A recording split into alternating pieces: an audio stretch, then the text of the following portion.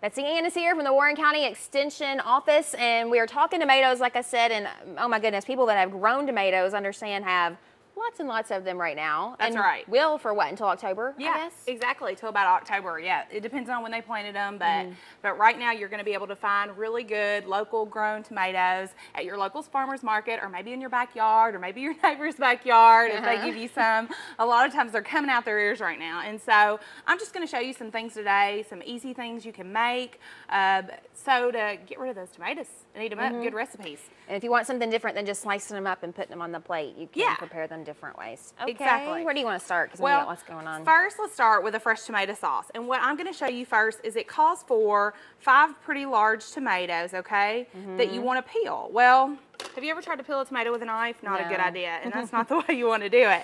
So I'm just going to show you really easy how to blanch a tomato.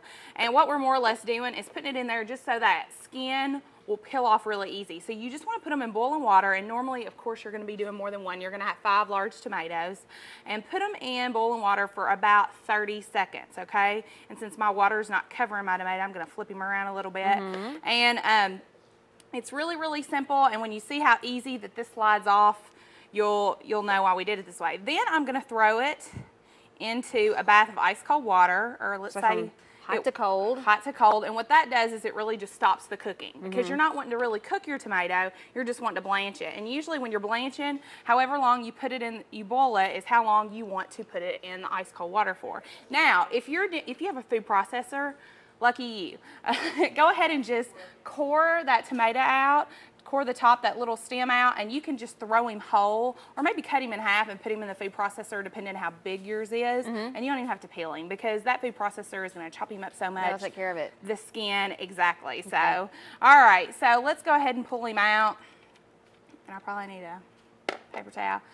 Sometimes you can kind of take a knife, and the longer you leave it in there, see how easy that starts coming off? Well. Yeah, it works really easy. And so you can kind of take a knife or just start pulling on him, and it's really, really easy. That's the simplest way to peel your tomatoes. And people that can, that's definitely what they need to be doing, especially when they're canning their tomatoes. So, okay, so what we've got going here is I've already got the 5 large tomatoes peeled and finely chopped, okay? Some of them are a little chunkier than others. That's okay. I got a little lazy toward the end. And we are going to take about a 1/2 cup of basil, fresh basil that I've chopped up, and we're going to throw that in there. And like I said, this is really easy. Then we're going to take about 3 tablespoons of extra virgin olive oil. Pitch that in.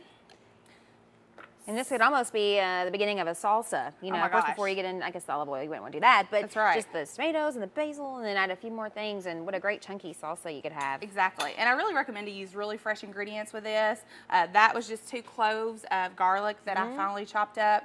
Then I do a little bit of black pepper, crushed black pepper, and it's going to taste really fresh when you grind it yourself. And then just a little bit of salt to your taste, okay? The recipe calls for salt to your taste. And then all you've got to do is mix that up. And, you know, a lot of people out there have probably had fresh salsa, but they've not had a fresh sauce like this. Kind of a sauce that you might put on pasta, like I'm going to show you today. Really, really simple, really easy, and you don't even have to cook it. Yeah. This is just, I mean, you're going to let it marinate for about 30 minutes.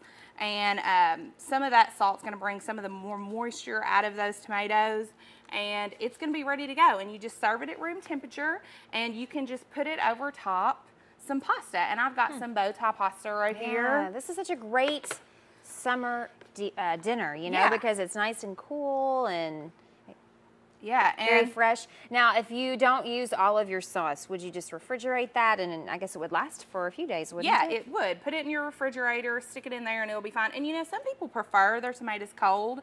So if you like your tomatoes cold, once you put your put it all together, put it in the fridge for about 30 minutes, and then pop it out, and maybe make sure when you get your pasta out, run cold water over it, and then you'll kind of have a nice cold pasta. Really something easy, and it's only 88 calories minus the pasta. 88 calories per serving. Oh, that's not bad at all. Yeah, you gotta love that. And That's you're getting really lots good. of vitamin A, vitamin C, all kinds of good stuff. Yeah, lots of nutrients. Okay, we'll go to break. We'll come back. More ways that you can prepare your tomatoes. Even these cute little teardrop guys over here. I want to learn more about those. So we'll talk more tomatoes when we come back.